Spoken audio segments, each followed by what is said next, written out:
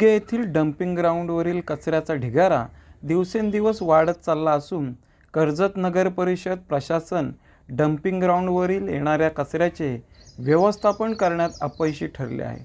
त्यामुळे येणाऱ्या काळामध्ये हे डम्पिंग ग्राउंड गुंडगे परिसरातील नागरिकांच्या आरोग्यावर विपरीत परिणाम करणार आहे। डम्पिंग ग्राउंडचा कचरा व्यवस्थापनासाठी कर्जत नगर परिषदेकडून लाखो रुपये खर्च केले जात आहेत, तरी देखील कर्जत नगर परिषदेला अपयश आले आहे।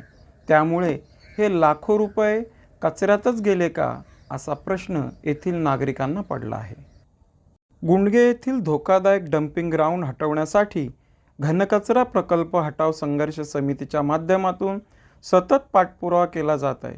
डम्पिंग ग्राउंडच्या विरोधात गुंडगे परिसरातील नागरिकांनी जनआक्रोश मोर्चा देखील कर्जत नगर परिषदेवर काढला होता। त्यानंतर कर्जत नगर परिषदेचे मुख्याधिकारी वैभव गारवे यांनी 10 फेब्रुवारी 2024ला डम्पिंग ग्राउंडला प्रत्यक्षात भेट दिली। त्यावेळी ते काय म्हणाले त्यांच्याच शब्दात ऐकूया। समिती संदर्भात जे आपले मोर्चा आलेला नगर परिषद कार्यालयावर, त्या अनुषंगाने आज आपण इथे व्हिजिट केली। व्हिजिटमध्ये असं लक्षात येतं आहे की तेव्हाही जो वास आलेला आणि वासाचं जे प्रमुख कारण आहे कचरा टर्निंग वगैरे करताना किंवा एक बाजूला जी वॉल कंपाऊंड नसल्यामुळे शेतात जो संलग्न शेतकरी आहेत किंवा त्यांच्या बाजूला जे आपल्याला थोडंफार काही जाताना दिसतंय, तर त्याचं आपण अवॉइड करण्यासाठी तिथे आपण एक वॉलचं प्रोव्हिजन करतोय आणि दुप्पट क्षमतेने इकडे आपण कचऱ्याच्या टर्निंगची आणि चालण्याची प्रोसेस करून लवकरात लवकर हा डम्पिंग ग्राउंड क्लिअर करून इकडे हा कचरा मुक्त करण्याच्या तयारीत आहोत। कोविडच्या मध्यंतरी 2 वर्षामध्ये कारवाईला अडथळे आल्यामुळे, प्रोसेस करताना अडथळे आल्यामुळे काही प्रमाणात कचरा आपल्याला जरी दिसत असला तरी तो लवकरच आम्ही येत्या 1-2 महिन्यात पूर्ण मोकळा करून टाकू। भूमिका घेणार आपली जी मागणी आहे त्या संदर्भात आम्ही 100% एक सकारात्मकतेने विचार करतो आणि घनकचरा प्रकल्प हा एकाच ठिकाणी न असता तो डिसेंट्रलाइज पद्धतीने आणखी आम्हाला कुठे प्रकारे आपल्याला वेगळ्या इक्विपमेंट्स लावून ओला कचऱ्याचं व्यवस्थापन करता येईल, जेणेकरून इथे कमीत कमी वासाचं आणि याचं प्रमाण येईल आणि आपण जास्तीत जास्त आपल्या शहराचं जो आता आपण स्वच्छ महाराष्ट्र अभियानामध्ये आपलं शहर एका उत्तम स्थानावर आहे ते आपल्याला कंटिन्यू ठेवण्यासाठी आणि ते करत असताना शेजारच्या नागरिकांनाही त्रास होणार नाही याची पूर्ण काळजी आणि तजवीज नगर परिषद करणार। जन आक्रोश मोर्चानंतर घनकचरा संघर्ष समितीच्या माध्यमातून वेळोवेळी मुख्याधिकारी यांची भेट घेतली, त्यांना लेखी निवेदनं दिली, परंतु तोंडी आश्वासनापलीकडे मुख्याधिकारी यांनी काहीही केले नाही। त्यामुळे 13 मे रोजी संपन्न झालेल्या लोकसभेच्या निवडणूक प्रक्रियेवर गुंडगे परिसरातील नागरिकांनी बहिष्कार टाकण्याचा निर्णय घेतला होता। या बहिष्काराची दखल घेत मुख्याधिकारी वैभव गारवे यांनी पुन्हा डम्पिंग ग्राउंडला 10 मे 2024 रोजी भेट दिली।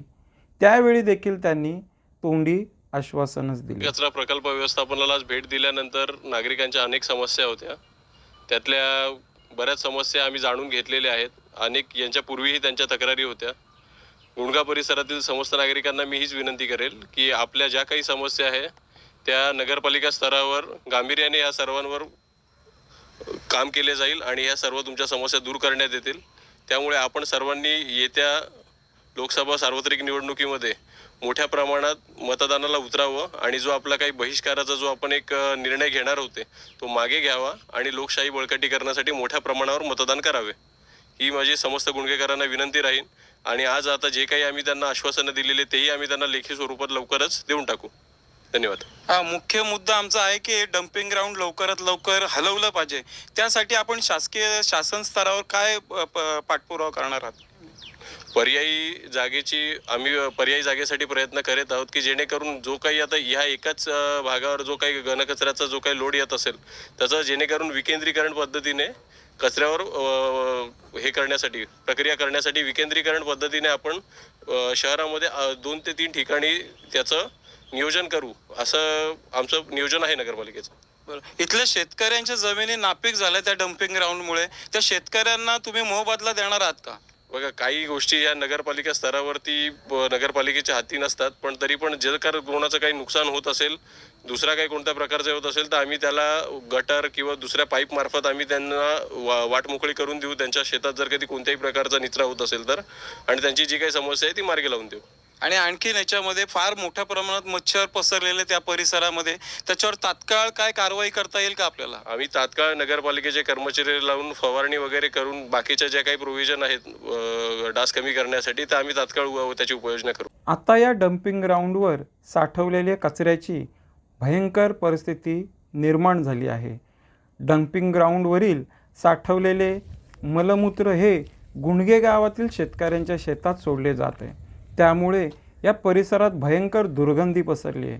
त्याचबरोबर डासांचा प्रादुर्भाव देखील मोठ्या प्रमाणात वाढला आहे. जर ही अशीच परिस्थिती राहिली तर मात्र गुंडगे गावातील आणि परिसरातील नागरिकांच्या आरोग्याला मोठा धोका निर्माण होऊ शकतो.